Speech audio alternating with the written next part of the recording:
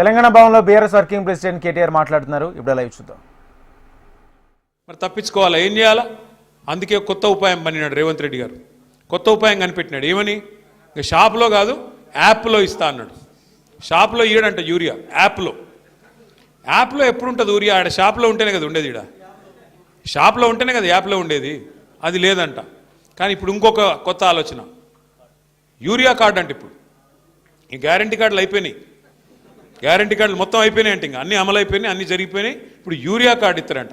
నేను ఒకటే అడుగుతున్నా, ఆలోచించమని కోరుతున్నా మా కొల్లాపూర్ రైతన్నలందరినీ, రైతు బిడ్డలందరినీ. కేసీఆర్ గారు 10 ఏళ్ళు ప్రభుత్వాన్ని నడిపినప్పుడు ఒక ఆటోవాడికి డబ్బులు ఇస్తే బాయికాడికి వచ్చి బంగారం వలే 6 కావాలంటే 6, 10 కావాలంటే 10 బస్తాలు వేసిపోయిన మాట యాదికుందా? వాస్తవమేనని చెప్పేది. మరి కేసీఆర్ ఉన్నప్పుడు యూరియా కోసం కుస్తీలు లేవు, విత్తనాల కోసం పోటీలు లేవు, కరెంటు కష్టాలు లేవు, క్రాప్ హాలిడేలు లేవు, రైతు బంధు కోసం ప్రభుత్వం వైపు తిరిగి చూసే అవసరం లేదు. ఇవి ఏవీ లేకుండా కడుపులో చల్లగదలకుండా రైతన్నను మరి కంటికి రెప్పలా కాపాడుకున్నాడా లేదా కేసీఆర్ గారు?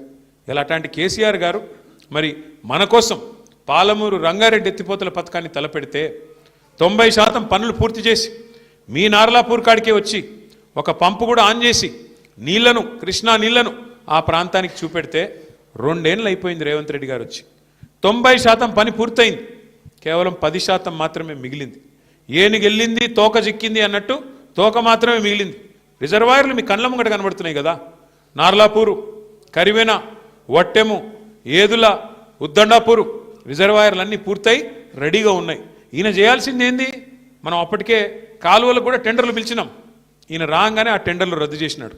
రద్దు చేస్తే చేసినాడు, మళ్ళీ పిలవచ్చు కదా. 10 పైసలతో అయిపోయేదానికి ఇవాళ పని చేయకుండా ఎందుకు చేయట్లేదు?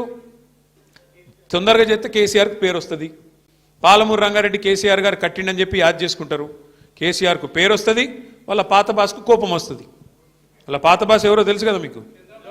ఆయన కోపం వస్తుంది, నువ్వు మా నీళ్ళు ఎట్లా తీసుకుపోతావురా, నువ్వు మా చెంచగాడు లెక్క ఉండాలి కానీ పెద్దోళ్ళలాగా యాక్టింగ్ చేస్తున్నావేంది?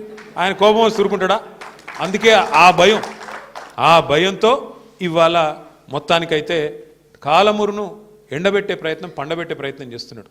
ముఖ్యమంత్రి గారు మాట్లాడుతూ ఎప్పుడు అంటూ ఉంటాడు, పండబెట్టి తొక్కుతా అంటాడు. రేవంత్ రెడ్డి డైలాగ్ అది. నిజమే, ఇలా పాలమూరును పండబెట్టిండు, రైతులను తొక్కుతున్నాడు. ఎక్కడలోని అక్కడ మీరు జూరాల కాడ పోయి చూడండి, అక్కడ మొత్తం క్రాప్ హాలిడే. నిన్న మొన్న పోయినారు మా నాయకులందరూ కలిసి, జూరాలకు పోయినారు. పోయి చూస్తే నీళ్లు లేవు, నీళ్లు లేక క్రాప్ హాలిడే అక్కడ కూడా డిక్లేర్ చేసినారు. కానీ ఇలా రేవంత్ రెడ్డి వితండవాదం చేస్తున్నాడు. ఆయన ప్రభుత్వం జూరాలనే కట్టేది ఉండే, పాలమూరు రంగారెడ్డి ఎత్తిపోతల పథకం నీళ్లు లేని కాడనే మోటార్లు పెట్టేది ఉండే. ఎవడన్నా తెలివైనోడు రైతు నీళ్లు లేని కాడ మోటార్లు పెడతాడే? ఎవరన్నా వ్యవసాయం మీద అవగాహన ఉన్నోడు పెడతాడా? ఇంకా మా కర్మ ఏంటంటే, మేము కొంతమంది ఇక్కడ ఉన్న వాళ్ళం ఎమ్మెల్యేలు ఉన్నాం. మా కర్మ ఏంటంటే రేవంత్ రెడ్డి కాడ నీటి పాటలు నేర్చుకోవాలట మేము పోయి అసెంబ్లీకి. ఏ రేవంత్ రెడ్డి? దేవాదుల ఏ బేసిన్లో ఉందో తెలియని రేవంత్ రెడ్డి, ఏ వాగు ఏడుందో తెలియదు, ఏ వంక ఏడుందో తెలియదు, ఏ నది ఏడుందో తెలియదు.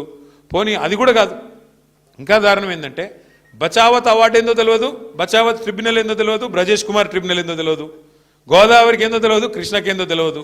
ఈ మహానుభావుడు అంట వచ్చి మాకు చెప్తారంట నీళ్ళ మీద. బాక్రా నంగల్ అని ఒక ప్రాజెక్ట్ ఉంటుందన్న, మనం ఎట్లయితే ఇక్కడ కట్టుకున్నామో కాళేశ్వరం లెక్క బాక్రా నంగల్ అని నెహ్రూ గారి టైంలో అక్కడెక్కడో హిమాచల్ ప్రదేశ్లో ఉంటుంది. అది అక్కడ ఉత్తర భారతదేశంలో అక్కడ ఆ మూలకి హిమాలయాల కాడు ఉంటుంది. మొన్న రేవంత్ రెడ్డి గారు స్వాతంత్ర దినోత్సవం రోజు ఉపన్యాసం ఇచ్చిండు. అది చూసి ఏడ దుంకి సావాలని అర్థం